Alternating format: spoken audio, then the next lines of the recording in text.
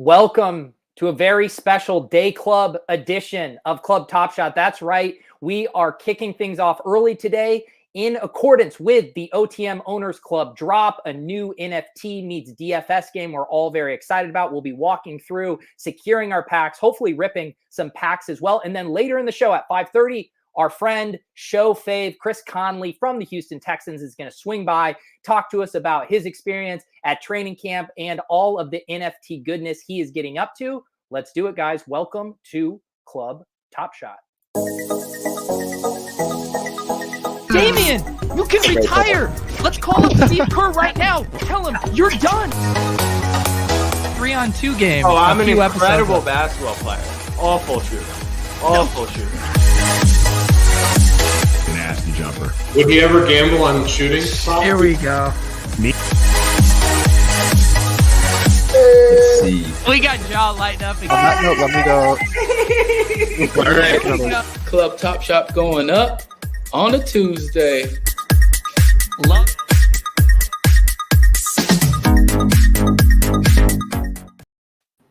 We got Jack Settleman. We have Andy, 8052, and friend of the show, Mike Zakarian from Team Hold, making the rounds today. Mike, you're used to this afternoon club experience, right? I mean, Team Hold's rocking 2:30s. Yeah, it's just preferred club experience for both streaming and actual club experiences for me. Like I want the sun to be out. I want to be home by like 9. So this is a good start for me. I do want to just say Clay in the tweet promoting this said we were going to be dartying today, which I believe is a mashup of day and partying. I personally don't condone that. That's on Clay. So please send your complaints to him. Andy, how we doing? I'm good. Had you guys never heard of the term darting before? Andy, I have. boomers. We're on with boomers. I have heard of the term. I'm saying I don't like the term. Okay. I agree. I don't like the term. It's either. darting I just never heard of it. and Club Penguin is the generation gap that we discovered in Vegas. Mike, do you know what Club Penguin is? No, I don't know a Club Penguin. And darting is like level 2 of sharding, and you can't convince me otherwise. That's Dartying. Yeah. No. Listen. I know Clay. I met him once, and I believe he's a huge darter. That's right. It's all the kids these days. They're drinking White Claws and dartying on their rooftops in New York City. I can't keep up. Jack, how we doing as the voice of a generation? It's a special occasion when I have the ulterior computer out. If you remember, the only other time that was when we were all buying the ponies and I was in search of a stable boy. Now, toc.otmnft.com. They could probably shorten that up a little, but I got the second computer ready to go. I'm excited for the show because I honestly have no clue how to buy. I joined the Discord. I followed all the rules. I'm not a botter. But I know that I'm probably going to have to do something besides have the site loaded. Yeah, I have it up here on the site. I believe I should be good because I have the drop is coming soon, and it says I'm eligible. Yes, I assume that green means I'm good to go. Do you guys know if obviously if you're connected to the MetaMask, you'll be able to pay in ETH. Do you know if you need to be connected via MetaMask if you're paying with credit card, Mike? The only reason I think you do is because they need to, like, in order to verify your account. I thought you needed that, but don't 100% quote me on that. Yeah, I'm verifying mine right now. Okay, it looks like I am, but I do not know the answer to the question. My guess is you do, just because the MetaMask is where the NFT is going, right? So they probably need that to know where to send the pack. So this is happening, guys, in 12 minutes here. I had it pulled up here. So $200 USD, or you can buy in ETH. You can buy packs, which is going to have 5 total cards, 1 at each position, which is what you need to submit a full starting lineup. If you want to more play the individual a la carte game, or maybe plan to go pick off the specific positional groups that you want in the marketplace, then maybe you go the single random card route. Mike, you were talking about this earlier. What's your play here? Are you going to be more of a marketplace guy, or are you going to try to get some of these packs? No, I'm definitely going to try to get a couple of packs. I don't know. Like, there's a couple of people in our Discord that's like, I'm maxing out every single time. Every single time I can, I'm getting all 10, which I totally get. I just don't know if I'm in a place right now to max. But getting at least a pack seems to make sense, because you get one and then you can play the game, and that's like a lot of the appeal to it. So do whatever you want, but I think getting like a full pack makes sense, because you play both games that way. Yeah. I see some people referencing the price of ETH in the chat. Andy, as the spokesman for Ethereum, I believe Vitalik gave you that duty. What's going on with ETH these days? The market crashed super hard today. Anyone who tells you they know why is lying to you. But yeah, it crashed super hard. The best is I saw a tweet that's had like the McDonald's application. It's like live mint right now. I thought that was pretty good.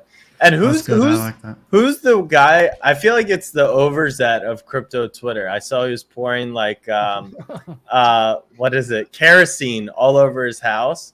Have you seen this guy? He did the video in the shower. Dude, Pete is furious right now. Why are you getting comped to a guy drenching his house in kerosene? No, he's like the comedian of crypto Twitter, like actually plays out bits with video.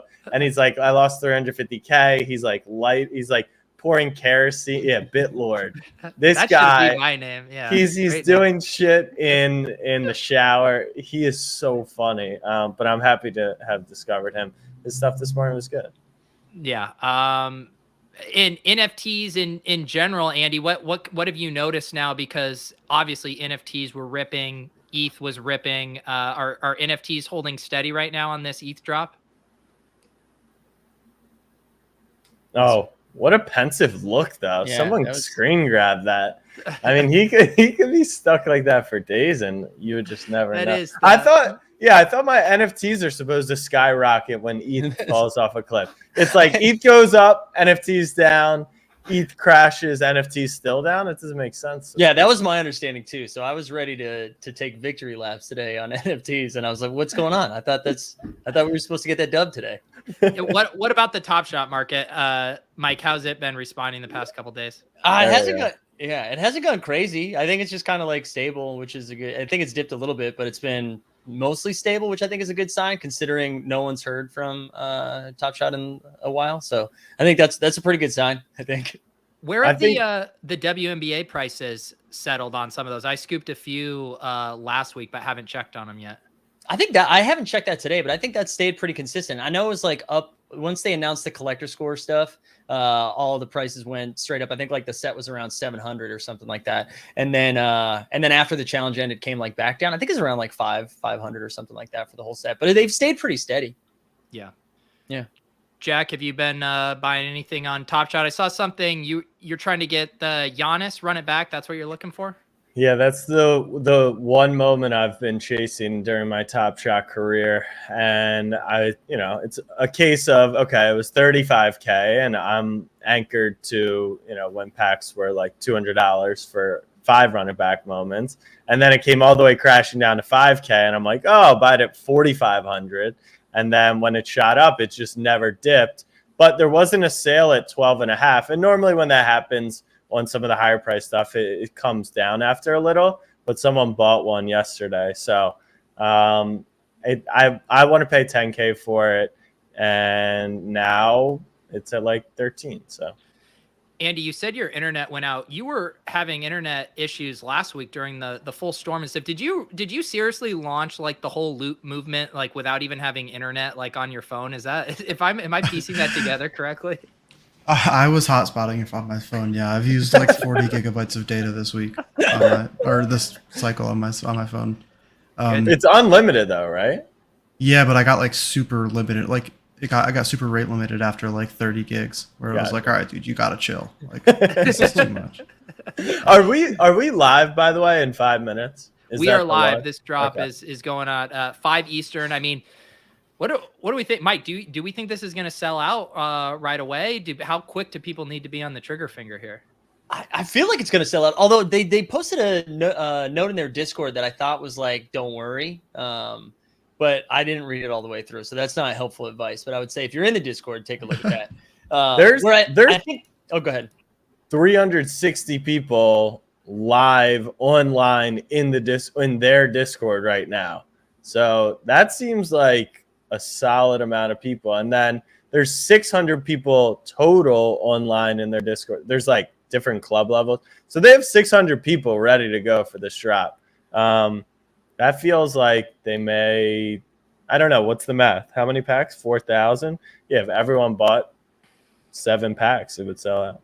See, the thing that's tough for me is like, this is like maybe almost 99% of NFT drops. I have no clue what's going on or what I'm doing. I do actually feel like I have a pretty good grasp on NFL positional groups. And I am definitely going to get a couple packs, but I'm also wondering if I want to play more the market angle, see if people are dumping stuff too soon, bust out my strength of schedule stuff here. So I don't know. There's multiple ways to play this that I think you're hoping for non-NFL fans to flip the Chiefs at low ask. Is that what you're saying? So maybe not the Chiefs and the Bills, but maybe more the mid-tier guys where they're just like, I have no clue about the Dolphins wide receivers. And I'm like, hey, I like those guys. I think EV wise, I would imagine buying on the market makes more sense. But like if you're in NFTs for fun, like you're buying packs obviously and ripping them like Andy reveal all style. So I'm going in for the packs today. Yeah. The packs are gonna be I'm fun. buying Packs. Yeah. I mean, Andy, talk to us about your shy love for the NFL. Like you said before, you just weren't into it because it wasn't the season, but now you're like ripping underdog drafts. You're looking for high draft fantasy leags. Yeah. No, I'm like really excited for that. I don't know what it is. Last season I wasn't super excited, but something about going into this season I'm very excited. I'm currently doing some research to potentially go to the Pats Bucks game on October 3rd because that might be Brady's last time ever in Foxborough. So I'm talking to my dad about potentially going up to do that. I'm super excited for this season. Yeah, and all of a sudden, Andy's like the biggest Pats fan ever. He's tweeting like just emotional stuff about his childhood and how, it was tough because Brady was always the best. And now he's excited because they're not going to have really the best player in the league. It was really, really challenging for a few years there when it was just like, man, can we win a little less? I want to feel something. I would imagine too, Andy, it's us drafting that juggernaut of an auction fantasy team that's really kind of rekindled your love of the NFL as well here. I mean, that definitely helps. I mean, it'll be nice when we win that whole league and win like $300,000. That'll be cool. Did you see? Oh, go ahead, Mike. No, I was just going to say, I figured a lot of the rekindling had to do with just like all of the streams Pete's throwing out there right now. So I think it's like impossible not to at least find some excitement around fantasy football if you are subscribed to this channel. So contact high. Yeah. Jack and I did our final, or at least my final best ball stream today. I don't want to speak for Jack. You never know what Jack's going to fire up a best ball stream. We drafted a big dog team together, and it feels like the end of an era. This summer has felt so long. And even just thinking of, we had like the NFT winter, like when we all found Top Shot, like through March when it was going nuts. Then we had hot best ball summer, and now we're ready here for football fall. So I'm getting ready for a new change in the landscape here. I'm ready for NFTs to continue blasting off. Top Shot, whatever wants to go to the moon. I'm cool with that. I'm not going to fight it, but I am excited for best ball drafts to be over so I can stop staring at J.D. McKissick in round 14 every single day.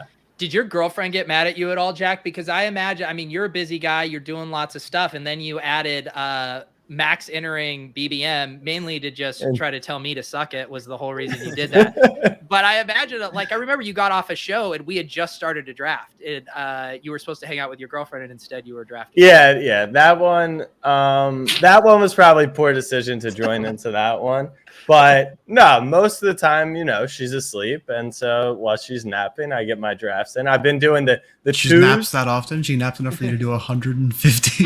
If you've seen my Instagram story, you would know how often she's asleep. Well, it is 5 o'clock right now. Are we live? I have 4:59. 4:59. What time zone is Brooklyn? You're like 1 minute. We're because we're a little bit further east than you are. Right, in Manhattan, right. So That's right. about 1 minute ahead. That's I'm in Astoria, so I'm like an hour and a half behind, I think. I will say, Jack, like, yeah, I follow your Instagram and you post those photos of your girlfriend sleeping. Like, I would be divorced and sleeping on the street if I posted that many photos of my wife sleeping. Like, it would just be game over. Kelsey and I have had this same conversation. It's a content play. It's a content play. That's all. Wait, or is she on board with this? She's definitely not on board with it. But whatever. It's for the content. What are you gonna do? All right. Yeah, I would love to see drop Andy this live. Here we go. All right. Is it? Oh yeah, there we go. What do you mean verify for 1 pack? Oh, here we go. You can reserve. Oh, it's only 0.6 ether to get 10 packs. Sign me up, baby. Let's go to the casino. Let's see here. Proceeding to checkout. How much is gas? This is smooth. Gas is free too. I purchased 10 pending sale. Pending. I feel like no one's watching the stream. How many anymore. packs is too many packs for me to buy? I got 10. That's the max. That's 10 per transaction. 10 per transaction. Oh, geez. I think you have like a 10-minute timeout though after your first transaction. Gotcha. Well, we're about to find out because I'm about to buy a second set. Pete left. Pete was too. He was like, you know what? Fuck this. I'm not hosting the show anymore. I got to be sniping on the market. Pete, you're back. I'm back. Accidentally refreshed my password manager, and all right. I got mine. I think. All right. yeah. All right. I'll let you guys get some too. I have none in my. Oh my God, 131 packs remaining. They're about to sell out in. I mean, of course they're going to sell out. Yeah, this is really well done. I'm incredibly impressed by the team. This I get is 10 awesome. more. Oh, people are buying the cards now. Smart. Try buy some cards. Wow. All right, packs just sold out in 1 minute. That's crazy. Let's go, OTM. Well done. Wow, that's awesome. Good for them. I need to make sure that mine go through, and then I can say that's. Are we gonna be able to rip some packs today? What's going on? I think that's going to be the hope, right? Yeah, I don't know about. Mine says I haven't collected anything yet. Yeah, I have the same, but the all right, so they've sold out. Are we buying cards or what's our? Is your work just done, Justin? You sold out? It's 1 minute. 1 minute of work a day. That's all you need. 1 minute and 36 seconds. That seems pretty good. I'm just happy it went so smooth. The Discord is just full of. The Discord's just full of like how smooth this went. Wow, this was awesome. I'm flabbergasted that it actually went so smoothly. There are still single cards available. So let's see. There's 4,500 of those. So I think if people start seeing their PAX ones and make those purchases, people start going over to the singles. But I'm just ecstatic that it went so smoothly. Props to the team behind the scenes. Do you know when PAX would appear in the profile?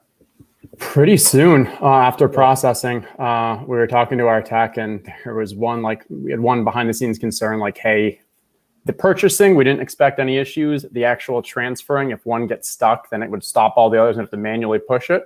So as long as there's no packs getting stuck in the process, they should be showing up pretty quickly. And now it's just kind of ripping some packs and having some fun. And so with the way that you guys handle the pack reservation, is that done like based purely on confirmed Ethereum transactions? Like, so if someone has a pending transaction to buy a pack right now, and the packs are sold out, do they have, if that transaction goes through, do they have a pack coming, or should they cancel their transaction? So on the back end, at least, the second you click the reserve, the buy now, whatever it was, however many you said, you have those reserved. You then have a 10-minute process to go through. So take your time. I can't verify like, hey, what that process, what the UI looks like, whether you were the one of the ones who went through, but from an actual processing, don't rush. It's okay. Like if you were one of the first, however many of those 4,000 packs, you have those reserved, make your process. I think there should be a timer on there that actually tells you have 10 minutes. That's what Daniel was wondering about with the timer here. Yep, exactly. So you're good if you're, because that's what happened to me. I got to that screen, went through, and I've tried it both ways. I successfully bought packs with credit card, and I bought individual cards with ETH, trying both. So both will work from that screen. Wow. So you got a pack with credit card that worked easily? Yes. Yep. Nice. Me too. Did others not? Oh, yeah, you did too. No. I just thought with it. I mean, it might take a second. It's around minute 36. That's but you reserved it. Is that Correct? The processing, because we were getting the questions ahead of time, like, hey, is ETH going to be faster? Is credit card going to be faster? Right. And I wouldn't actually know the answer to that, but we do know that it didn't matter because you had them reserved. Well, you got Andy's dev stamp of approval from the process. Andy, a smooth experience there? Yeah, that was really good. I just tested something to see if I would break it. I'll let you guys know if I did. But that can be for Twitter DMs later, because I wanted to see if I could break something. Thanks. Good. No, we love bug testers. No, hey, mad props to the team behind the scenes here. This really all came together in about a month. And the speed, so the artists who were able to put together those 32, I guess 33 when you include the jokers, the actual dev, the designers, I'm more of just like, hey, have some ideas, but they're the ones who are actually doing all that work. And it's been amazing to see them all work in such kind of synchrony. It's great. So let people now know, people who had transactions going, can people still buy individual cards if they missed out on that? Does it look like those are still available right now? Yep, 3,600 of those still available. And so the way we were kind of thinking this was going to go was, I had no idea it was going to be a minute and change. Like, we saw there's a lot of interest coming into this and expected those to kind of sell out. My time was still thinking like kind of, I don't know, maybe at least 10 minutes. And then expect there's going to be a delay as people are trying to get their thoughts on, okay, I missed out on a pack, or maybe I got a couple. What do I want to do from a singles perspective? And I think these singles will probably, they'll hang out for a little, we'll see the time-wise and stuff, but I think it gives people still that opportunity for, hey, if you did miss out or if you want to kind of add on. And I think the best part is if you can go open your pack, see what you got, and then decide, ooh, I've got 3 or 4 out of 5 that I really like, or maybe I want to try to get that one. You can't go get a pack. So, hey, rather than going to the secondary market, let me try to rip a couple more and see what happens. And where can we now find our packs? Packs should be, depending on the loading and stuff, but should be if you go to the profile. Okay, it looks like mine haven't arrived yet in my profile. Yeah, here. same. Okay, let me send a message to our team and see what I can get from them. Let's see here in the chat. I believe if you, I mean, I could be wrong, but I think if you have a charge on your credit card, you're probably good, and you just need to let that clock finish here. I would imagine so, yes. Yeah, I think we're all experiencing this right now, but I have. That's the best feeling. I think I have Justin's address, so I'll dox him if you guys don't get your packs. Ultimate rug. That'd be way too much work. Meanwhile, Andy's over there trying to find the vulnerabilities on the site. Well, so what I wanted to test, it wasn't really a vulnerability thing, but I wanted to see if I sent a transaction and then decided to increase the gas, so I would drop my transaction and replace it with a new one, if it would still go through and register that I paid, or if it was going to break it. And then basically it would be waiting for a transaction to go through that was dropped and never actually going to go through. I was curious to see what happened. Just so if that was successful, I don't think you would have gotten the pack, but you may have broken the chain and slowed things down. Nice. Maybe. I don't know. I don't know. We'll find out. I would like to have no more Andy questions from a technical perspective. Can we talk about fun stuff? Justin's got their big drop, one of the biggest moments, and Andy's over here just like, oh, let's see if we can break something. Let's do it live. So the secondary marketplace, everything now, I know we talked about this before, but I know we have new people watching and I forget. What's the situation? I want to give one comment here to begin with at the very top. There is already a scammy, fraudulent site on OpenSea. We're pretty sure whenever somebody creates a new collection, there are fraudsters who will just find those new collections and just create a new one. So make sure you are not buying from that scammy one. We have the actual URL in the Discord. We can post in the chat here too. But just be careful. You should be able to tell. Like, for example, I think this one, it lacks the S in Owners Club and it's Owner Club. Otherwise, they took our images and everything. We have reported it and hopefully there. Now, the fun stuff. Secondary market, as soon as people start getting their packs and kind of ripping them, should be active and live. And so I know I talked to a couple of people who were already looking at schedules, already looking at week one, thinking about who they wanted to complement with. So I'm excited just to kind of see how it plays out over the next, I'd say 24, but really 48 hours, because Thursday is the one more excited about is, as we talk about, and I know, Jack, you were bringing up CEH last year with that, day one. What's going to happen with just the secondary market as like a microcosm for what's going to be that larger impact? Justin, we were talking about this right before you came on. I believe my response was you need the MetaMask because that's you guys know where to send the NFT, correct? I missed that. I missed a little of it. Do you see that question up on there? Do you need a MetaMask to buy with credit card? Yeah. So the MetaMask is so we know where to actually, send these NFTs to your account. And so that's why ahead of time, and when we ran that free NFT little promo, a lot of the reason why is to get people to be able to connect their MetaMask as a fun way, stress-free, way before the drop so they can go through that process. You still just needed that MetaMask to be kind of attached. And so if you are trying to buy singles, there is still a process where, hey, just go when you're in your TOC account, connect your MetaMask, you'll get the green little check mark, and now you can go buy singles. Okay. Yep. Chad asking, first week, we don't have to submit until Sunday, right? We get to see those Thursday results. That'll be a staple for how the contest works throughout the year, right?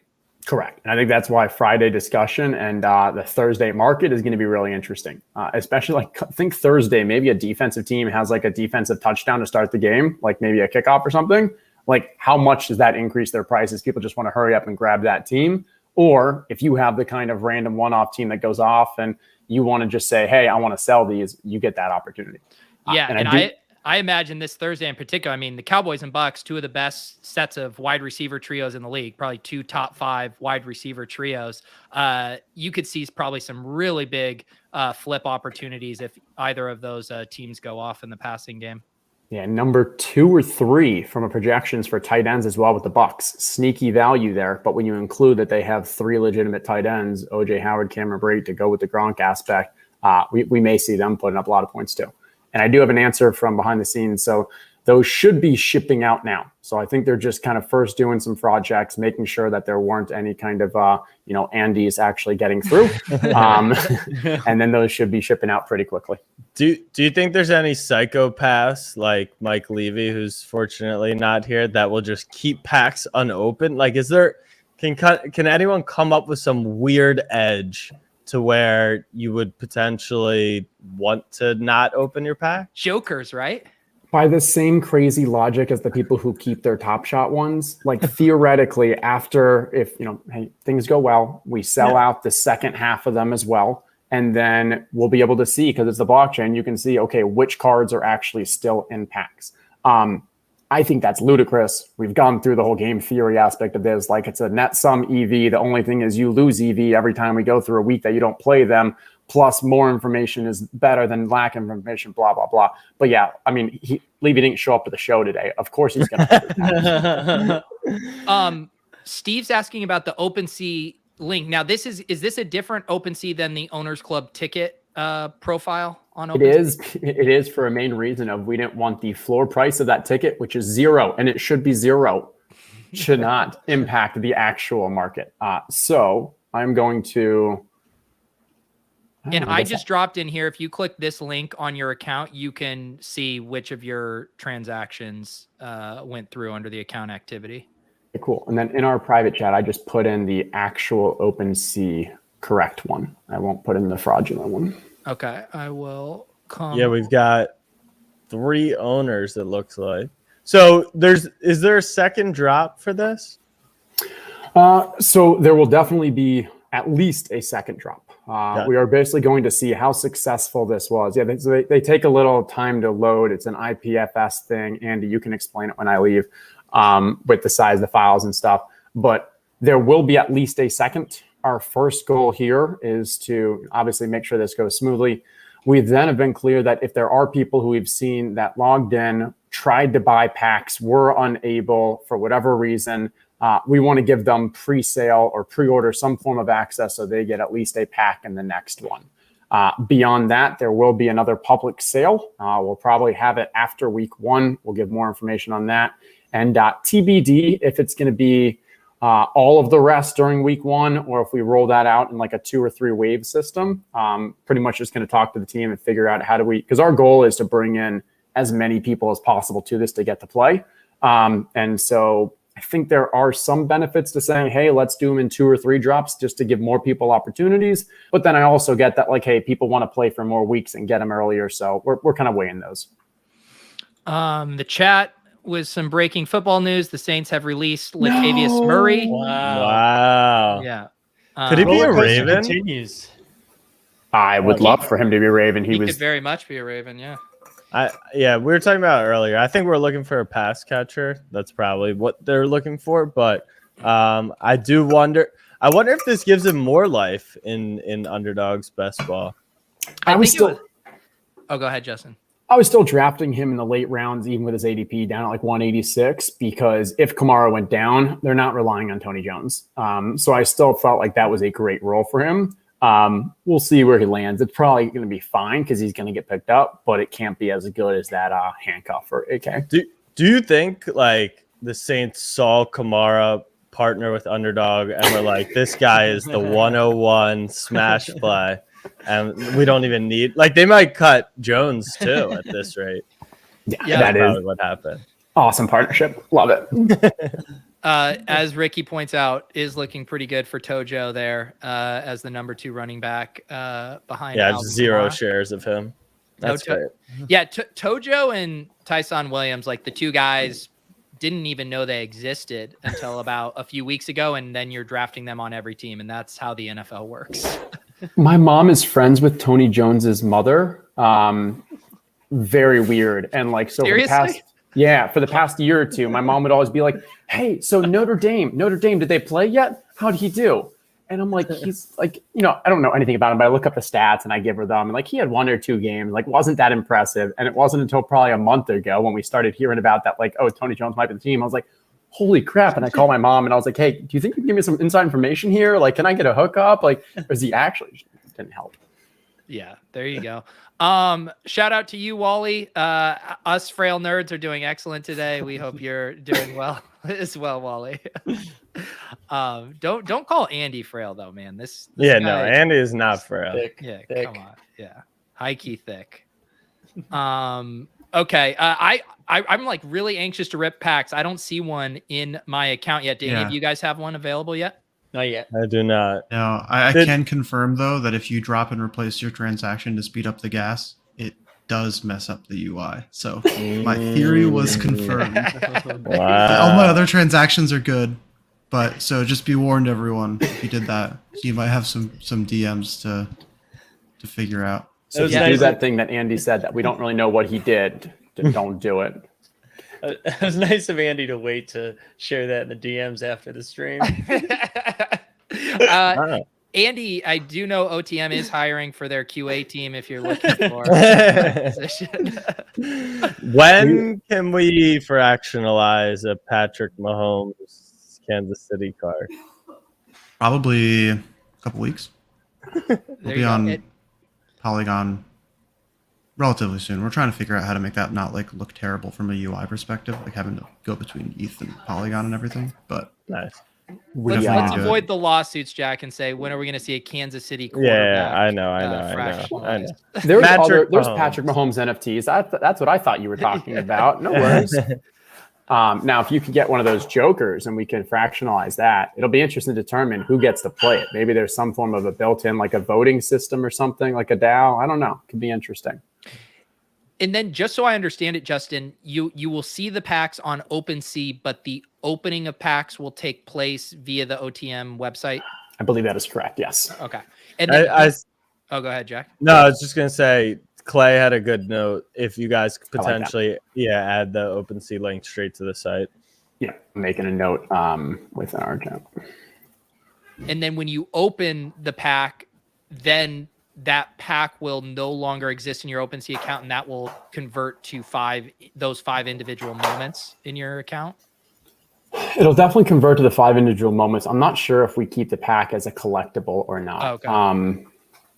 I'd have to check because I know we were going back and forth on whether or not that gets confusion with people trying to sell them when they've already been opened. But would it be a cool feature just to have? Yeah. All right. Sean wants to get into some strategy talk here. Best pulls from these packs. I'll say Bills wide receivers is like one I would really, really want. Anyone else have one they would toss out here? Yeah, I think Buffalo wide receivers, Kansas City tight ends are just heaps of bounds. I think honestly, if you're trying to play main event, I think Kansas City tight end just gives you such a leg up. And the most important thing is you don't have to spend the time trying to go for like secondary market and such. You just kind of plug it in and play it. Most other positions, even Bills, even Buffalo wide receivers, at some point you may want to swap a little to go with stacks and such. I think what's interesting about this game versus our typical DFS game is there are only the max exposure for Kansas City tight ends, right, can only be what? 12 what was it? Like how many cards are there? How many people could play? Yeah, I mean, 1 out of 32 theoretically, but then you don't expect that everyone's going to be played. So it's, let's say there's going to be 3,000 entries and 310 of those can be Kansas City, throw in 80 jokers. So you're looking at maybe around 12 to 14% if there's 3,000 entries. Yeah, the absolute max. And that's why I think, I mean, I don't play as much DFS, so you guys would know better, but that's why you don't play Kelsey in a main slate, right? Because you're looking contrarian. But here you're already guaranteed under 15% ownership, which I think is a fun differentiator. Mike, what card would you be looking for to pull in a pack? I'm seeing a lot of Cleveland running back in the chat. Yeah, Cleveland running back sounds nice. Give me some of the Chargers too. I don't know what I want of the Chargers, but just give me something. I'll take Chargers quarterback. I'll take, I don't know, receiver. Just give me the Chargers. I want some Chargers offense. There you go. Maybe even some Chargers tight end because we all like Donald Parham. But if that doesn't happen, that's the nice thing about this. You don't have to worry about Parham taking over or not. If Jared Cook just balls out, well, you got that covered too. Also, no first quarter injury tilts.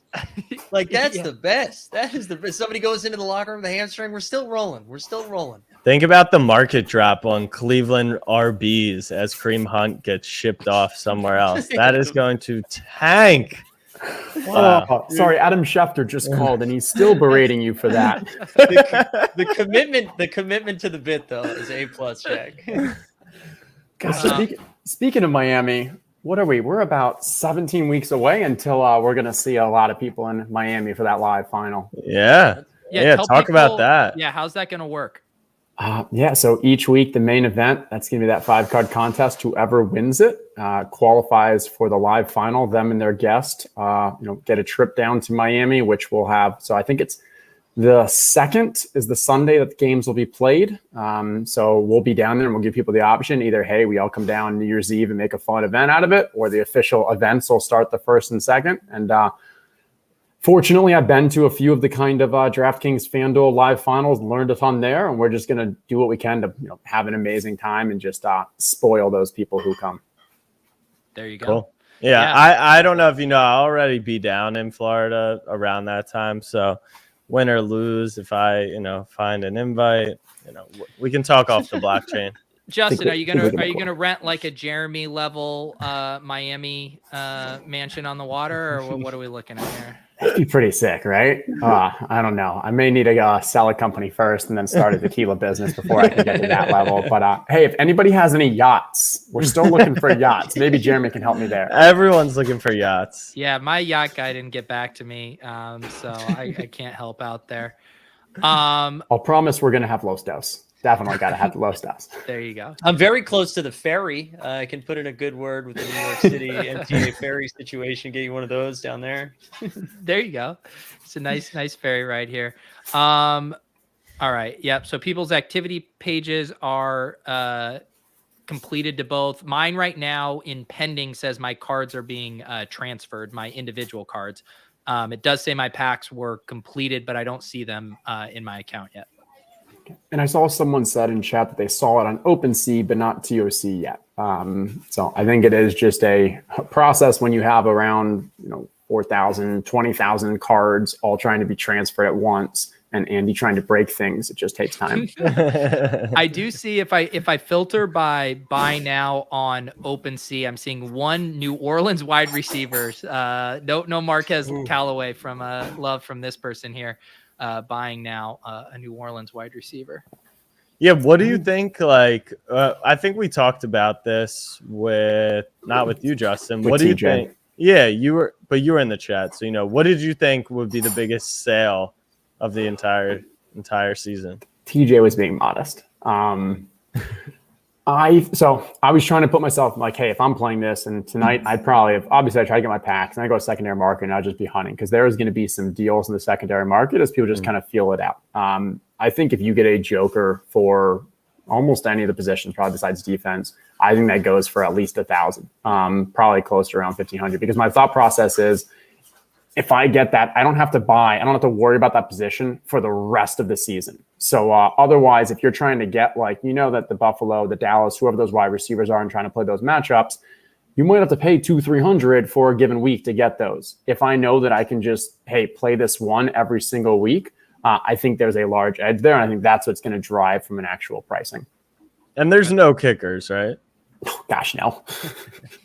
Baltimore kicker. That was going to be my edge.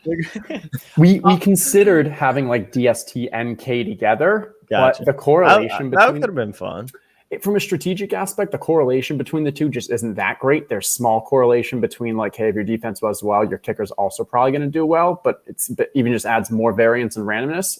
So we're just hey, let's just give a little boost to the DST. So the scoring is if you get a shutout, you get 15 points. If you get, I think it's 1-6, it's 10. So it just gives a bit more weight. So it levels out with the other cards. But nobody got to worry about those kickers. Justin, since we're going to have Chris Conley swinging by here in about 5 minutes, still getting a lot of tech support type questions. Where can we send those people to? Is the Discord the best place for them to go ask these? Yeah, Discord's definitely the best place. I'm getting communication with the back end, asking if they have gotten packs for CTS yet, but I guess the answer still is no, but that tells me that they are going out, but I guess just not everyone yet. But to your question, confirmed now. Okay. To your question though, yes, 100%. Come to the Discord. There is a support channel. It is going to take time to go through all these, but yes, we are more than happy. We'll be here all night. We're going to make sure, hey, if you had failed transactions, the refunds will go through. If you had some issues, let us know. We're more than happy to. We want to make sure that we make this all right. Hopefully they'll come through when Chris is on, and we'll get some HOUWRS. There we go. I like how you're spelling it out as if there's a child who can't hear the words you're saying. And then Justin, as far as once people get their packs, once they open their packs, they have until Sunday at lock to submit their lineup. Yep, lots of time. I believe it'll probably be a few days until we have those pages up. Tomorrow will be when we actually start announcing the prizes and the payouts for week 1. Those will be fairly consistent. At the general level is for the main event, around 300 will be paid. For the side hustle, it'll be 100. Main event is a bit more top heavy because the first prize is the live. It's kind of like the qualifier, so the trip. And then side hustle will be a bit flatter. And those will stay fairly consistent throughout the year. But we're willing to kind of keep it dynamic if we get a lot of feedback or if we just see hey, a ton more entries in one or the other or so forth. There you go. Well, we appreciate you coming by, Justin. Smooth drop experience, and excited to get those packs. And we'll be sure to rip those once we get them. Thanks so much. I'll be in chat. I'll be watching. And yeah, thanks for having me. It's been great. And thank you to everyone who has been kind of joining us on this launch in this just such early days. But we are excited. This is the beginning of something special. Yeah, man. Congrats on the success. Yeah, congrats. That was really great. Thank you, Justin. Thanks, Justin. I'll see you guys later. We'll see you, Justin. We're going to have Chris Conley coming by in a second. We were doing a sound check with him. Have you guys seen these photos of Chris Conley? It's on a different level. I just wish I was that cool. I'm going to pull up these photos. And it looks like, I don't think he did a GQ photo shoot, but they might as well have been. Let me pull up these. Submit them to GQ, right? They take open submissions, right? Do they do? I mean, look at these here. Come on. First of all, we got him in the arcade here. I mean, Come on. Yeah, That guy's the amount stealing of your girl. sweat is just like off the charts. And then look at this here. And he's I'm excited to talk to him. He's been doing a food show in Houston, taking advantage of his new area. They've been going around shooting shorts for that on Instagram. So as we discovered when we talked to him the first time around, a true Renaissance man, Chris Conley. Yeah. Any of you guys have luck yet getting a pack? No, I'm hitting F5 as the kids said. That's what you guys use to refresh. I feel like I can't weigh in after not knowing about Club Penguin and darting. You've never heard of Club Penguin, I don't know. I don't think so. Unless it was like That's from crazy. your Twitter, maybe. right? I don't It's know. insane. No, Club Penguin was literally NFTs before NFTs existed. They were the OG NFTs. So, I mean, it would be very apropos in the Discord if I created a Club Penguin channel right under Club Top Shot, Club NFTs. And then we add Club Penguin. It's just Jack posting screenshots from his childhood. And Allie was with me too. I know she's fake working over there. But She's on a Allie call right now. I feel bad for her. By the way, did the singles, how are those selling? Down to 2,200. I don't get why those, like, is that just people being lazy that they don't want to buy singles? Because It's not that big of a difference. it's There's $50, zero, right? yeah, It's a $50 discount for getting the pack, and then so if you missed out, you're eating $50 a pack. But they're sold out. What's the expectation for the size of the prize pools? Do we know? I think he was just kind of describing that a little bit with most. But like, what do you think top prize is? I feel like they said they're spending $1 million on prize pools or something. Yeah, I think that's their goal for that main event is the $1 million with the kind of live final experience as well. Because I'm trying to do the math. I mean, also with the price of gas, like if you buy Miami wide receivers for $22, but then it costs you $18 to buy it on OpenSea, that's kind of an expensive. This is on Polygon. So, so there's absolutely no fees. Yeah, the chat pointing out you could obviously get all the same position from that as well. I guess it just depends how you're planning on playing the game. Gotcha. Because you could get a full set, but you could also get all QBs, all running backs. In the packs you'll get one of each position. You could get all QBs if you bought 5 cards and then individually. But you could go swap them out in the marketplace as well, I think. I did feel myself go like early Top Shot where I was like, oh, this is what I'm going to do. I'm going to buy a pack. This is my plan. And then I bought 3 singles right after that. Like the second the pack was done, I was like, oh, I guess. I mean, we're here, right? Speaking of we're here, we got the con man, a.k.a. Chris Conley, a.k.a. legendary Club Top Shot guest, joining us on a very Tuesday afternoon edition. How are we doing, Chris? I'm doing well. It's a very, very Tuesday afternoon. It's good to be here. Haven't been here for like a while. It's been a long minute, so I've been keeping up with you guys over Twitter. And I see everything you guys are talking about, but it's good to be back. Yeah, you say that with a wry grin as if we're up to some real stupid shit. Well, I mean, you guys have some of the most opinionated tweets on my timeline, so it's definitely entertaining. And I love the sarcastic tweets that Andy posts all the time. Just looking down on all the peasants. It's good. I mean, and it's not like you've been up to anything, Chris. I mean, I believe when we last talked to you, you were just starting free agency stuff, landed with the Texans, and now you're off to the races. Like you're the Anthony Bourdain of Houston now, from what I can tell. That's a nice compliment. I really appreciate that. But a lot has happened since we last spoke. As you said, I am now in Houston. And that means like 3 things. It means I'm playing for the Texans. It means it's ridiculously hot, and it means there are only 2 body temperatures that you can maintain, either 115 degrees or 40 degrees, because that's what all the air conditioners are set to. There is no middle ground. You are either freezing or you are sweating. And right now I am sweating because I opened the window because it was freezing. So I'm going to close the window and go back to freezing. Yeah. Okay. Well, this is how the sausage gets made here. Has it been hard to get your new studio set up, because you had a pretty baller setup at your place in Florida? Yeah, I mean, it just takes time. It takes time. The setup here is almost done. I have a lot of boxes, and as you can see, stuff on my desk because I've been putting things together. But I'm pretty much there. The rest of the work takes place over the course of the season, and right when it gets finished, the season's over, and I have to pack it up.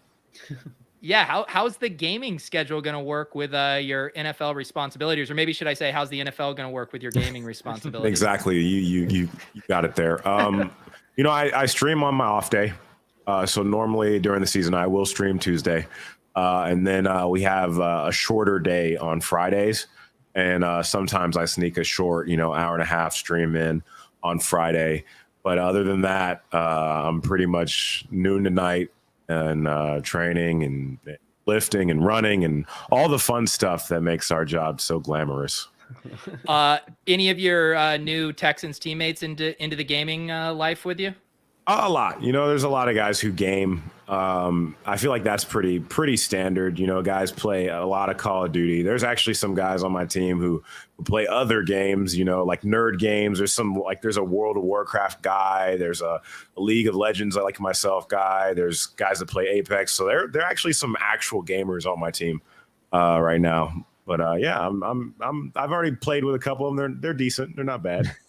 We need Houston Texans Hard Knocks and you setting up a League of Legends tournament or something like that. Yeah, that would be a bloodbath. Unfortunately, the skill ceiling in that game is high, and in your first year, you're probably pretty bad. I was terrible, so that would be entertaining. We'll see what I can do.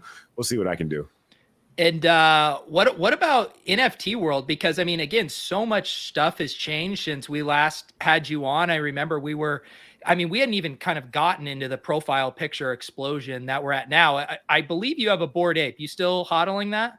Yeah, I have 3.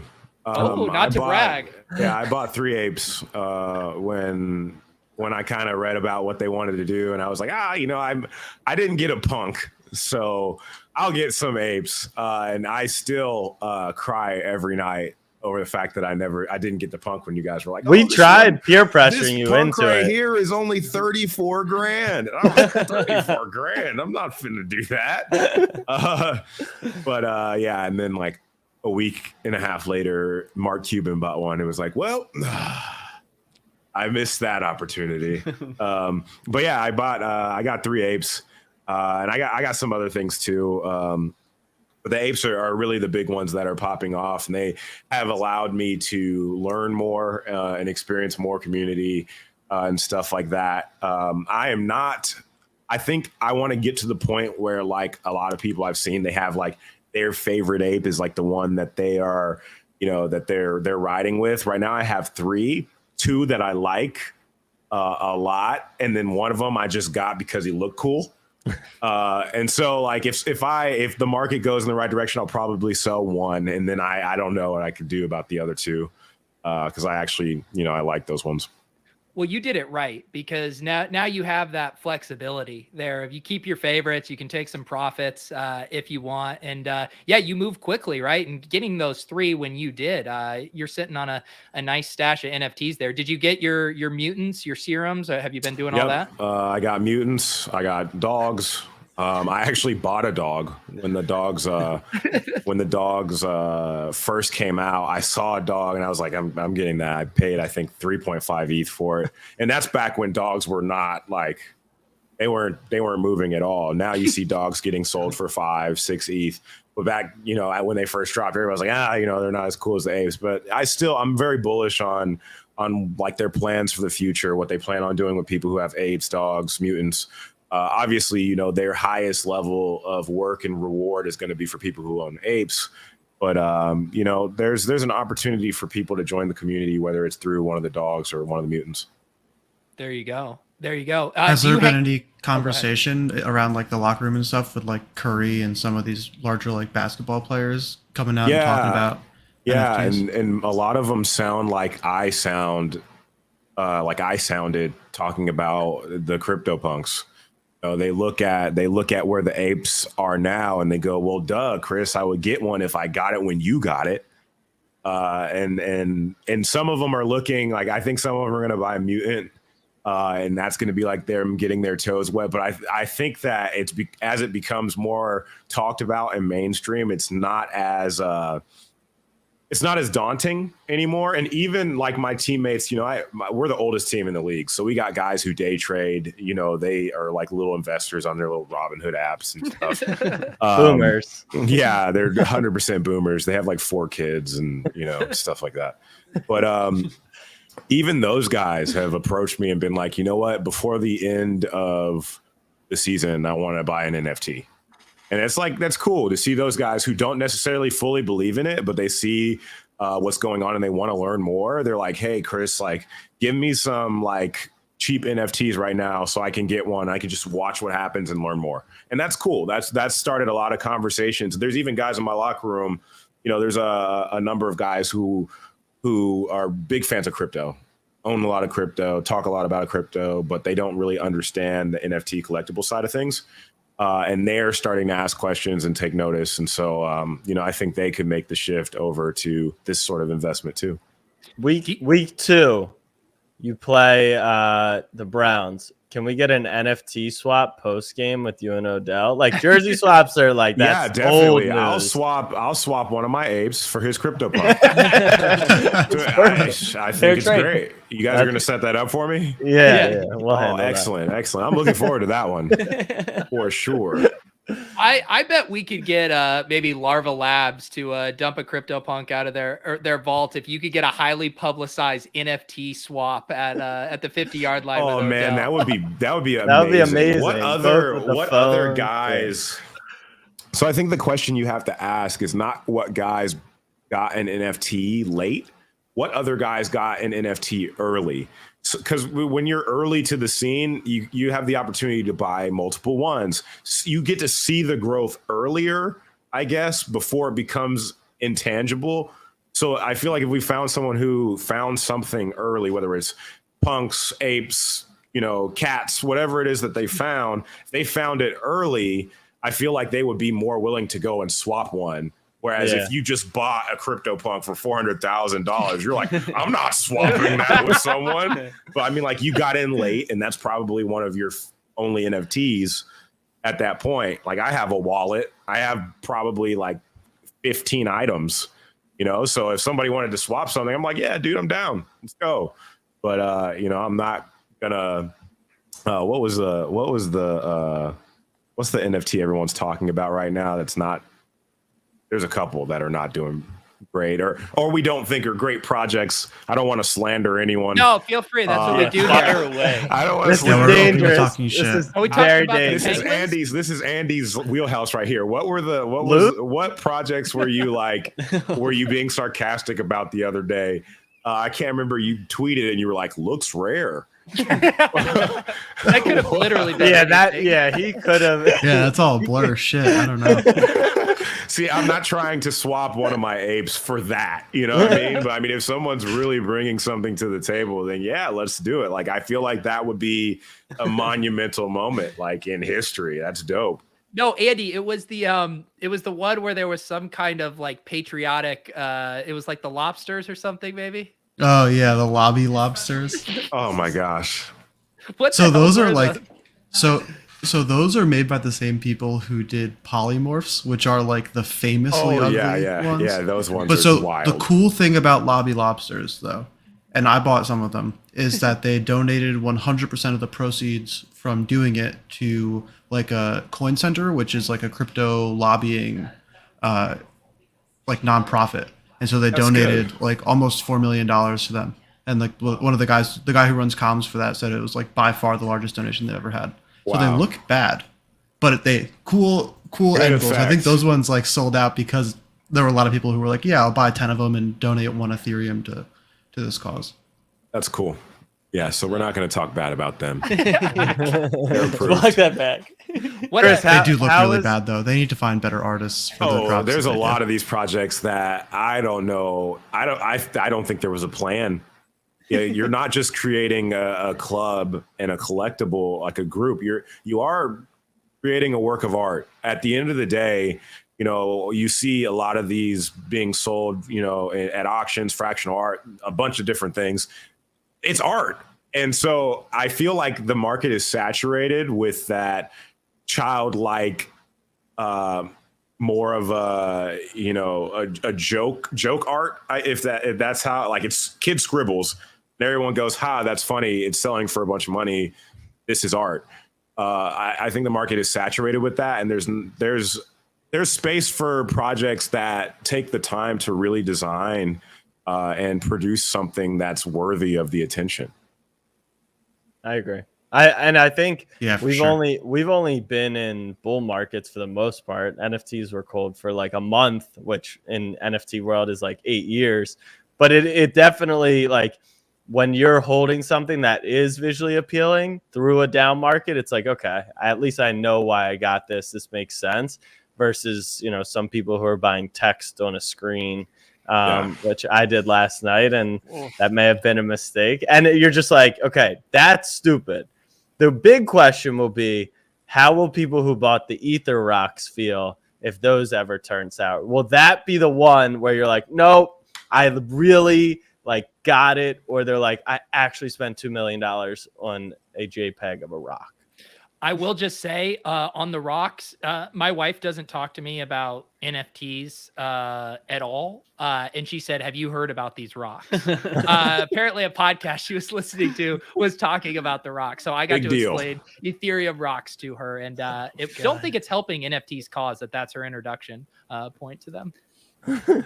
I think that there is a possibility that things tank. That is the price we are willing to pay. Being the first people in, not the first. I'm obviously not the first, but this is still so early.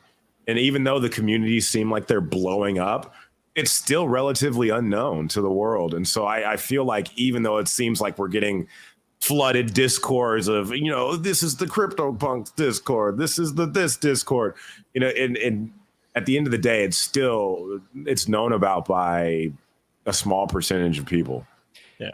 Do you hang out in the Ape Discord or any of the NFT Discords at all, or are you kind of too busy with your own stuff? I did for a little bit, and read some of the chats, and it's kind of sometimes like reading a chat room, and that's just not really my vibe or my thing. I feel like Twitter is good because you can get in and out, get relevant information, and you can spot when something's meaningless and just move on. Time is really precious. Just at me next time when you're talking about spotting meaningless things. You can just say, look at my Twitter. Oh, there's a lot of that going on. I see some people just shilling all these products because they hit it. Everyone follows them now, and they're obviously getting paid. Right. But it's kind of like, hey man, just because you made it like this doesn't mean that you shouldn't be guiding new people to this space astray with these projects that have no plan. You know what I mean? Like, that's doing a disservice to the community, and those people are going to get a bad taste in their mouth about crypto and NFTs, and that's not what we want. Yeah, totally. I get a ton of DMs asking like, hey, how much does it cost for you to tweet about our project? And I'm like, I'm never going to let you pay me to tweet about your project. Well, so it's funny. And I had someone reach out to me, same thing. And it's like, for Andy, like you're legitimately like as much of a shit poster. You've actually done something legitimate in the space. And like, I don't even know if there's even really a price for you to do that, right? Like, there's just way too much equity into whether fractional, whether NFTs you own. And I think even for, us little guys, like, it just doesn't make sense to do that. And I think it's important, like Chris said, like, it's very easy to tell when someone's shilling something, right? Yeah. And so you just can't do that. It's not worth it. Your word is like insanely important here, which is crazy.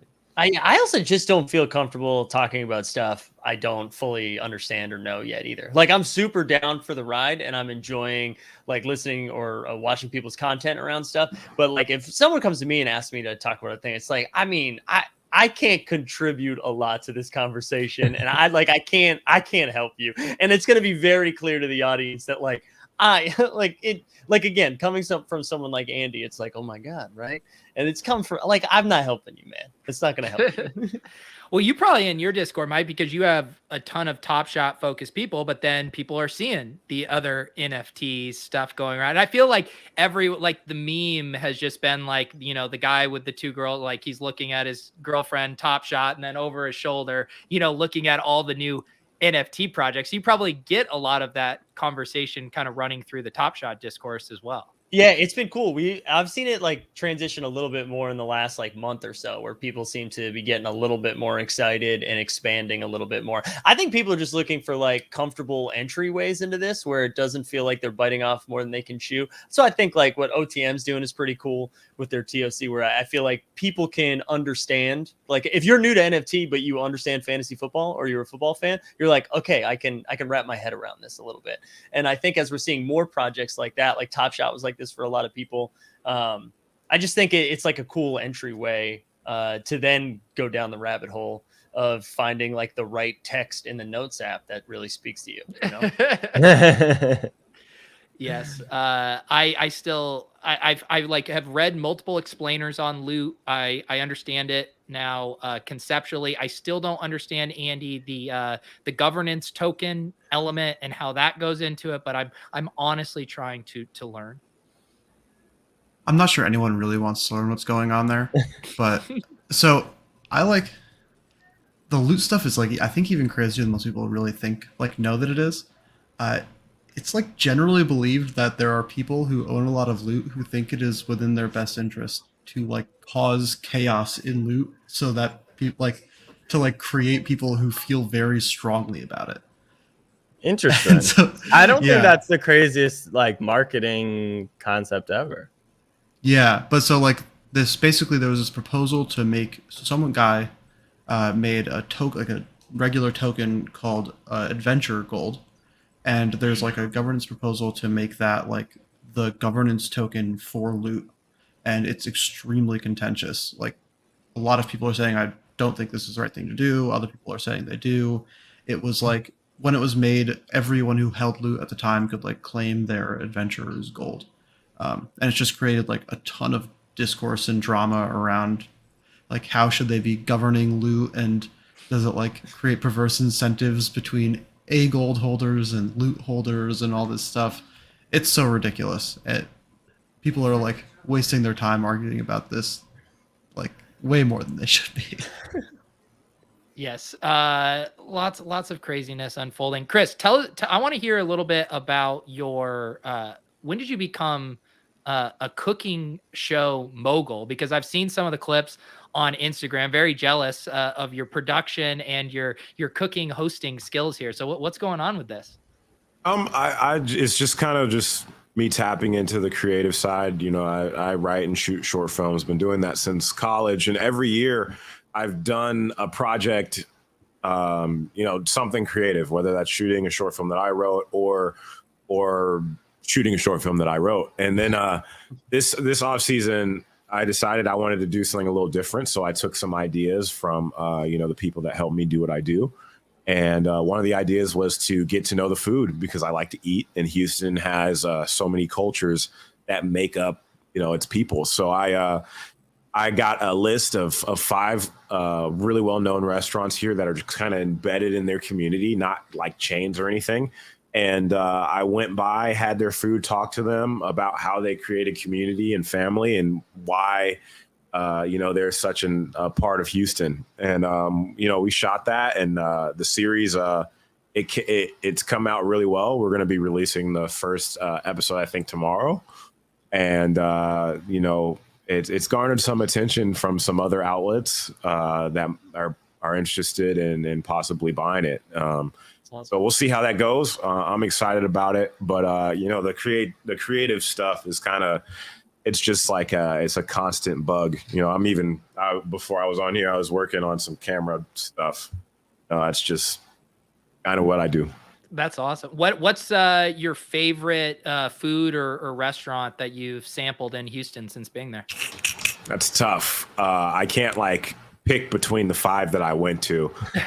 You know, that's It's tough because they were all so different. You know, I had food from this Italian spot called Coltivare, and it's like very like authentic Italian, you know, cooked in a brick oven type food and pasta, and they have their own garden. Everything is like super fresh. And that was an amazing experience. You know, I had barbecue that's like family owned for 40 years, been in the same spot. They bought the houses around it, you know, and the houses that were there used to be like homes, and now it's a restaurant. And the food was amazing. Had a place called the Breakfast Club that has a line around the building 2 blocks at all times from when they open to when they close. And it's bizarre. I wouldn't have been able to eat there if it weren't for the fact that I was interviewing the owner. You know, that was amazing too. And then I had this place called Irma's where this lady named Irma. She's a widow, and she raised her kids on her own, started this restaurant. The restaurant has no menu, so you just come in and you tell her what you want, just like you're at home. It's super, super successful. And then I had this place called Sticky's Chicken, where they kind of have their own secret sauce and make wings, and they make all these different types of food, and they just partnered with Bun B to make some stuff too. So there's a lot of great food here. I did a little plug for each of the places. You can find each of the episodes on my YouTube. I was just going to ask where, because other Christopher here saying dropping 12 p.m. Tomorrow Central Time, and that's on your YouTube channel. Or are all of these eps dropping at the same time, or just the first one? I think it'll be one a week. Okay, cool. And what's the name of that YouTube channel? I'm going to post it in the chat here. It's going to be Chris will send you a link because we're currently in a username, not a username, a URL battle right now. So he'll send you the URL as it stands today. And the video series will be called Con Man's Cravings. Con Man's Cravings. Chris, Con Man Cravings. Chris, DM me that link in Discord where we're talking, because I want to get that. We can get the subs up. I believe once you get to 100 subs, you can rename your URL. You have to be. I have that. I don't know what it is. I just remember getting a that was message a low blow. Today. That was you could change the URL once you're over 100. He's like, there's no way this guy is 100. I don't know. I don't know what it is that we're waiting for, but I got an email today that we're waiting on something. Gotcha. But yeah, he can send it to you as it stands, and we'll get that.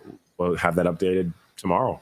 Will you do anything on your channel football related during the season? Like use your creativity, like vlogging or any stuff like that? I think that vlogging kind of is a dangerous thing to do because there's a ton of people who are watching and nitpicking your every move already. Yeah. You know, when I leave the house and go to the facility, there's people always watching me, always writing stories about this, that, or the other. And I necessarily think that they need any more window into your headspace or what you're doing or what you're preparing for during the season, because that's when all the people who go, he should be watching film right now. Yeah. That's like their moment to like come and say what they want to say. It's like, nah, bro, I got to eat lunch too. Like, it's just kind of one of those things. I don't know if I want to open that space up. What about like I feel like one of the things we're lacking right now is that people only look at you guys as football players, and it's why we love having you on the show. Like share, what's the best way to share the stories of your teammates, because it is rare to have a creative talent like you in a locker room, and whether it's off the field or off the the facilities even, like we're always craving, you can see the audience in the chat. They're like so excited to hear everything you're doing, not related to football. And I'm sure there's a million, also really cool stories around the NFL. Yeah, I've really toyed with this idea of how I can write short films about my teammates during the season and develop them to the point where in the off season I can just go and I can shoot 2 or 3 of them. First of all, I'd have to talk to. It's having conversations about that. The first thing that happens is every single player just immediately becomes DiCaprio and goes, "Oh, I can act in it, and I can do this and that." And they don't necessarily realize what all goes into making a film, what all goes into acting itself. they go, oh, I just got to say these lines. And then you're like, no, you're going to have to act this whole entire scene with those lines and all of these things 12 times at 6 a.m. because that's when we have the light, it's right. And so it's been a process of talking to the ideas. And then also I think when I do launch that project, because I have been thinking about that for a long time, that I start with the right people. You want to start something like that off strong, because if it becomes something that you continuously do or a series, you want people to take it seriously. And I think there are some really compelling stories. There's some really dynamic and interesting people who have overcome a lot, and the world doesn't know their story. Are there any DiCaprios in your locker room or ex-teammates that you actually think would fit the role? I don't know about DiCaprio's. That's a high but remember, bar. It took him a while to win an Oscar, so you never know. This is true. I think there are people who can get in character. Man, it's tough. It's really tough because, that's what I did. I took acting courses when I was in college too, and I did some of that when I was in high school. So I look at it a little bit more like, okay, are you gonna do this, or are you just playing around? Right. I haven't taken many of them seriously yet, but I have one on my team now who said he used to take acting courses, and that's what he wants to do afterwards. So I'm gonna give him a shot. Okay. I'm giving him a shot. There you go. I know Andy and Mike have to dip here. So Andy and Mike, thank you for chilling with us. Good luck on your packs, and we will catch you guys soon. Thanks, fellas. Thanks for having me on. Yeah, nice to catch up, Chris. See you guys soon. All right. Yeah, I think that's so funny too. Because I think there's also even I bet you could pull out, we talked to Nate Burleson a month or two ago too, and he was talking about how when he's the interviewer, just what he can get out of someone like Randy Moss versus a typical journalist is just so different, because he can just relate on a much deeper level with what Randy Moss has experienced as an NFL athlete. And I feel like you could pull that off too, of talking to teammates and getting these really unique angles pulled out from them from a storytelling perspective compared to the boilerplate questions they're used to getting asked every day. Yeah, I have this idea just to, I got to find the way to phrase the question, but I really want to get to the point where I can go to teammates who I know they have stories that haven't been expressed, and just say, hey, give me one instance in your life where you learned a big lesson or overcame something that brought you to where you are today, and kind of take that answer or that story or that period of time and craft it and shave it and bring it down to 12 minutes, and that's really hard to do, but I've been practicing at that. That's what I've been working on this whole time. And I feel like it's a good challenge for me to continue growing my craft, but also to get those stories out there and allow guys to express themselves in a different way. Yeah. And I think it does when you tell your teammates, hey, I would love to shoot something with you. They do go to, I need to be Leonardo DiCaprio. I was like, no. I just want the real you. I just want to get the most unfiltered, raw version of you that you don't feel comfortable telling a journalist. Yeah. Yeah. I think that's it. And even if it's to the point where, I want to get an actor to play them as a younger them, going through a situation, so that even they can watch something that they went through and say, you know what, I did overcome that. I did do these things and I feel like that's edifying for not only the people who were not involved and they're learning this, and the person who went through it. When you have, because you have clearly all these ideas and creative juices flowing, when you've had a long day of training, practice, travel, do you find these energizing? I want to sit down with a bunch of footage, or I want to sit down with a blank page and storyboard stuff? Or do you kind of have to be on your off day, nice and relaxed, to feel like you have the energy to tackle those projects? I feel like it's a little bit of both. At the end of the day, you have to learn to manage your focus, because they will learn to manage your time. So your employer, my team, manages the heck out of my time. They tell me when I got to be here, how long I got to be there, when I got to go to practice, when I can eat, and when I can go home. And they manage all of my time during the week. But in the time that I find, I have to manage my focus. I have to know when I need to focus, on film, when I need to focus on the game plan, when I need to focus on preparing for practice, when I need to prepare for this and that. And then when I have the time, manage my focus enough that I can get something done creatively when there's time. It's been a process. Not every day you feel like sitting down and writing. I got really, really lucky that I got the bug, 2 weeks ago. And talking with my wife, just had this idea and we kind of talked through it. I outlined it that night, wrote down like a plot circle the next morning, wrote a script the day after that, and then revised the script. And so over the course of 4 days, I have another story here that I'm working on. That doesn't always happen. Sometimes you get the idea and you don't have the urge to write. Sometimes you have the urge to write and you don't have the idea. But it's more about exercising the craft at this point for me. And the only way to get better at it is to do it. Yeah. I'm just happy for you that you called her your wife. It sounds like you're out of the doghouse. I got to be nice to her right now. She's about 33 or 34 weeks pregnant. No way. Wow. Yeah, I gotta be super kind right now because she's a trooper, but she's struggling. Well, congratulations. Yeah, last time we talked to you, she was the warden, and now she's still running the show. It sounds like. Yeah, now she's mama. Yeah. Well, that's exciting. Did you get to watch the Georgia Clemson game this weekend? I actually did. I went back to Atlanta. I had an off day that day. Oh, nice. Brianna's mom was in town here in Houston, so she was hanging out with her mom for the day. So I went back to Atlanta and got to spend the time with a few of my friends and watch the game and kind of take things in from the fan perspective and stuff. I watched it at a restaurant, and it was interesting to see. I haven't watched that many Georgia games, recently, but to see those guys play and hear the music and everything, it kind of brought me back. I need to head back for a game. I know.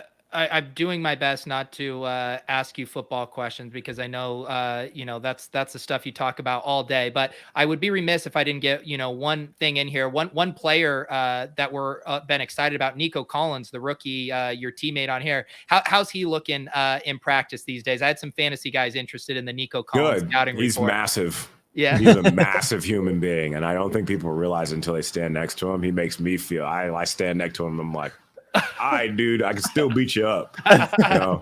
But he, I think, given the intangibles that he has, he's going to do great. He's been attentive. He's listened and learned. He spends extra time. He does a really good job at taking the good things that the vets do and doing them himself. You could see his first couple weeks. He watched myself, Brandon Cooks, and Randall Cobb. He watched what we did after practice. He watched what we did before practice. He watched how we took care of our bodies. And he's doing all the stuff that we do now as a rookie. Some guys don't figure that out until their third year. And so I think that, we all have room to grow. And I think that, if he continues to have that mindset, he's going to just keep getting better. That's awesome. Yeah, that's really cool to hear. And remind me, when's your guys' first, who do you guys play on Sunday? The Jags. The Jags. Okay. And are you on the road for that? No, I was here. You're here. Okay. So you get to a night start off the season. Roof open, 108 degrees. What's the situation? I don't think they're going to do that. I think that would be an advantage if the other team didn't practice in 110 degrees too. Yeah. But then you're just torturing both of us for no reason because we both do it. Yeah. And Terod just got the starting nod, so you know who your quarterback's going to be. Are you excited for another season, or does it feel like you're buckling down for a grind? No, I'm excited. I'm so excited. I put a lot of work into this offseason. I took my training to a completely different level. I was waking up at freaking 5 and 6 a.m. starting like 2-3 weeks into the offseason. I started early. We tweaked the way that we did some things to work smarter, but we definitely stacked days and put in a lot of work, and I'm excited to see that stuff pay off. I feel so much better. I'm 15 pounds lighter than I was last year. Wow. And things are good. I feel like I'm at that prime. That's right. I mean, one of the cliche fantasy blurbs we read is, Ezekiel Elliott in the best shape of his life. I need to get a Chris Conley in the best shape of his life blurb out there. Well, see, the thing is they actually check someone like Zeke's body weight weekly and post it in the newspaper. My weight has been wrong since my rookie year. Every year, every single media guide, the NFL website, go on NFL.com right now and look me up. It says that I am 6'3", 205. Wow. I have not been that light since my rookie year in the league. That's crazy. I played 2 seasons at 225, and it still had me listed as 205. What's the official count right now? 6'3". What weight are we going at? He's 6'6". I'm actually I'm like 211 now. Okay. Nice. All right. I'll talk to my NFL.com guy. There you go. Next up for you. I just think it's funny that they never thought that people's weight would change from 20 years old to 29.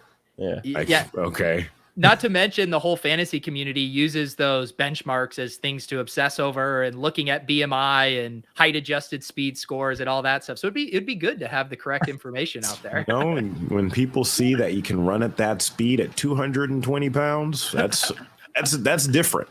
That's Calvin Johnson and basically no one else. That was like when I was in high school on our basketball program. I was super short my freshman and sophomore year, like 5'3", and our coach just put on our program that I was 5'10". It was like he was 5'3" in high school. Sophomore year, I was 5'3", and my coach I think didn't want the opponents to like scan down the names and just be like, 6'1", 5'11", 5'2". What the hell? So I was like, I haven't been 5'10" for a long time. So that was a tough pill to swallow, Chris. So what I'm saying is I know how you feel. It's the same thing. Same exact thing. Well, Chris here, as we wrap up, obviously you got the show that's dropping tomorrow on YouTube. We're going to get that link out on the Club Top Shot channel. Anything else going on? Obviously, we'll be tuning in on Sunday, catching the Texans. Streaming schedule, what are we looking at here? I'll probably stream this week on Friday. And then you won't see me again until Tuesday. There you go. What have you been streaming? I know when we talked last, you were in between a bunch of different games. What's been the game that's been on your mind? Since then, I played a lot of Apex. We played a lot of ranked, and things were going really well. I play a little League, and but mainly Apex was what I've been playing then. Ever since I got into camp, though, the heat down here, something about being hot, I don't feel like playing Apex. I come home after the heat index was like 120. And I lost like 6 pounds, and I sit here and I just go, I don't have the energy or the attention to chase people down and shoot at them. So I've been trying to figure it out. What we're going to stream this season. I'm probably going to stream Apex. My squad is a little different. The band got broken up. People got work and stuff. That's lame. That's wild. Yeah. So I gotta figure some stuff out. Got to figure out who I'm playing with. Am I gonna go and chase another ranked grind, and we'll figure it out. We'll see. But I think I'm gonna play with Mike from Club Top Shot. Yeah, yeah. We played some. He's not here. Give us the truth. Come on. We played some Call of Duty, and he was doing pretty good. I think that we got lucky because he's not bad. Like, he's good. And some of the guys I was playing with are good too, and so our squad was actually kind of nice. Like we were rolling people. It's kind of unfortunate what's going on with Call of Duty right now. There's a lot of hackers and cheaters and stuff, but we were like, that was actually some of the most fun I had playing Call of Duty. I haven't had fun playing Call of Duty in a while. Wow. Chris, there was someone in the chat, I think someone from your flight crew, and they keep referencing Applebee's. Can you fill us in on what this Applebee's bit is? I'm not a big fan of Applebee's, and there was a reward on my channel to spend a bunch of channel points, like having watched for a long time, like almost a year, for me to go and eat Applebee's and do like an Applebee's stream. And because there's some members of my chat who talk about Applebee's like it's fine dining. Like they say like Applebee's and Ruth Chris are the same thing. I don't know. Chili's is fine dining.